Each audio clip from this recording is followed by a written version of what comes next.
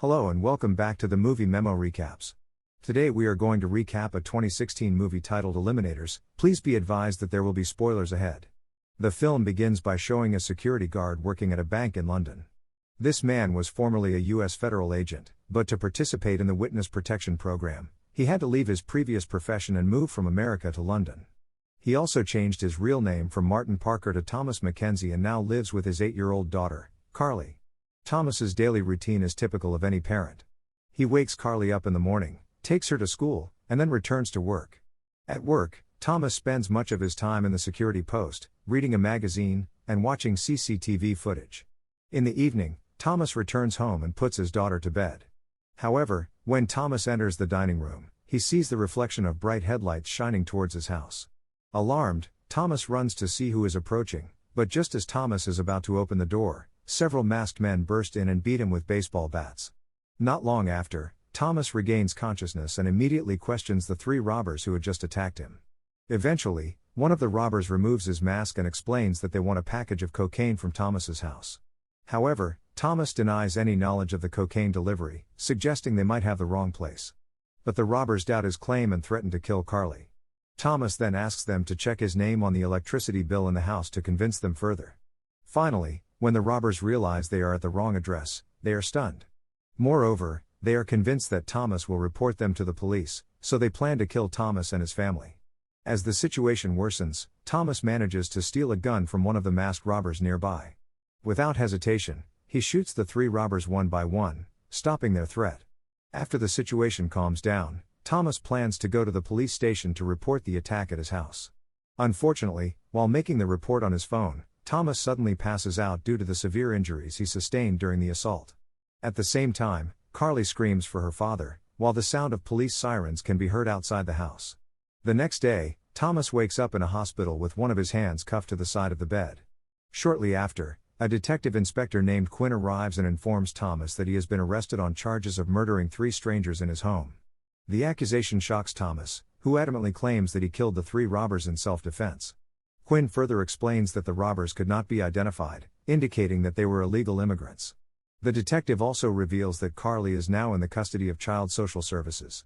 While watching TV at night, Thomas sees a news broadcast revealing his real name and a photo of him from before he moved to London, with his full profile also disclosed in the report.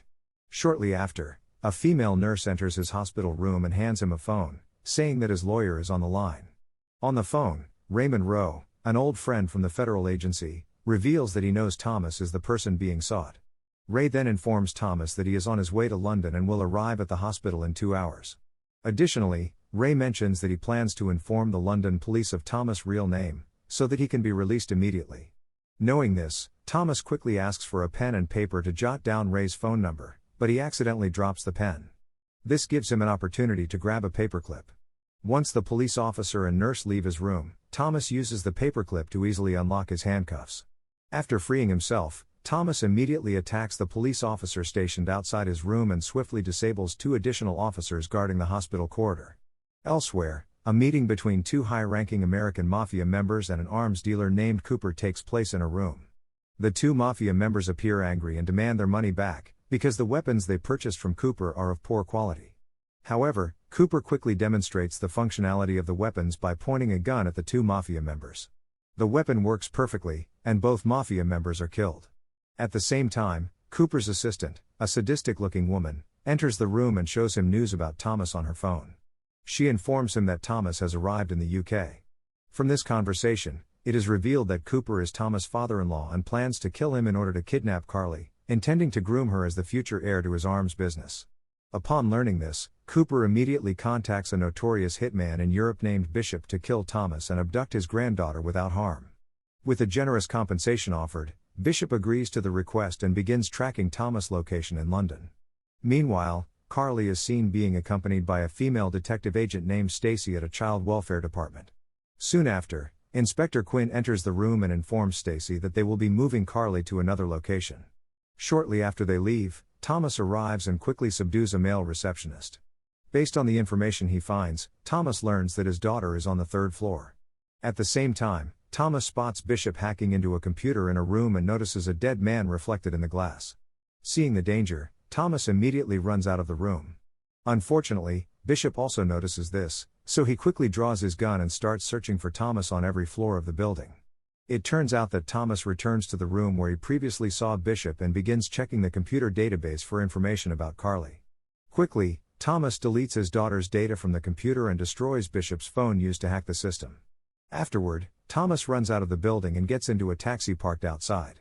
Moments later, Bishop appears and curses upon realizing that Thomas has escaped in the taxi. Bishop then immediately pursues the taxi in his high-tech vehicle. Using the computer in his car, Bishop manages to contact the taxi driver and, posing as a police officer, warns the driver that his passenger is a wanted criminal. Bishop finally instructs the taxi driver to pull over at a gas station so he can apprehend Thomas. The taxi driver follows the instructions and pulls over at the gas station. When Bishop arrives at the gas station, he notices that no one is inside the taxi, so he rushes into the gas station office to check the CCTV footage. In the video, Thomas is seen exiting the taxi and jumping onto the back of a yellow truck parked nearby, prompting Bishop to chase after the yellow truck. As Bishop gets closer, Thomas realizes that his pursuer is now at the back of the truck, so Thomas quickly jumps out of the vehicle and boards a nearby cable car. At that moment, Thomas notices two burly men and a businessman as he gets on the cable car. Meanwhile, Bishop, who missed the cable car, quickly pulls out a stack of cash and offers a $10,000 reward to the two men if they can take down Thomas. Enticed by the offer, the two burly men immediately leap onto the moving cable car and launch an attack on Thomas. A fierce fight breaks out between them, with Thomas struggling to defend himself against the onslaught of the two men. At the same time, the other passenger, a businessman, is cornered in a corner of the cable car, looking terrified as he witnesses the chaos unfolding before him. In the end, Thomas manages to knock out both of the burly men. Shortly after, Thomas borrows a phone and calls Ray, who agrees to meet him at the cable car station in 4 minutes. Therefore, Ray speeds toward the station to meet his friend in time. Unbeknownst to them, Bishop is already waiting at the station, fully armed. When Thomas arrives, Bishop opens fire on him, chasing him onto the streets. Fortunately, Ray arrives just in time, allowing Thomas to quickly jump into the car.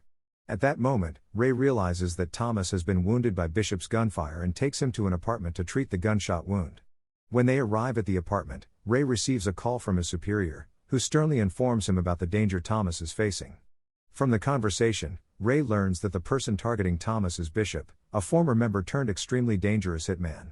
His superior also emphasizes that they must protect Thomas at all costs. Unexpectedly, Ray and his superior have a plan to capture Cooper, who is a key figure in the largest illegal arms trafficking case in America. Elsewhere, Bishop is using advanced technology in his car to track the whereabouts of Ray. With the GPS at his disposal, Bishop is able to trace Ray's car and rushes to the apartment where they are hiding. As Thomas and Ray prepare to leave to meet Carly, they're stopped in the corridor by Bishop, who emerges from the elevator, firing at them. Thomas and Ray quickly duck and hide behind a hallway door before retreating to their room. Inside, Thomas and Ray quickly gather their weapons to fight back against Bishop. As a result, a shootout ensues, with Bishop continuing to fire at them, and unfortunately, Ray is hit. Seeing this, Thomas rushes to get Ray to the car, and the two flee the apartment. Unfortunately, Ray cannot be saved as he bleeds out during the drive and dies in the car. On the other hand, Bishop continues the chase until he eventually finds the parked car in an alley. When Bishop gets out and looks inside, he only finds Ray's body in the car with no sign of Thomas. Bishop then returns to his own car, only to see Thomas in the car's reflection, holding a gun to his neck. Thomas then orders Bishop to keep driving to the dock. At the dock, Bishop is tightly bound to a wooden post, while Thomas orders Bishop to call Cooper and inform him that he has successfully killed Thomas and kidnapped Carly. During the conversation, Bishop secretly manages to free himself while hiding a small knife in his sleeve.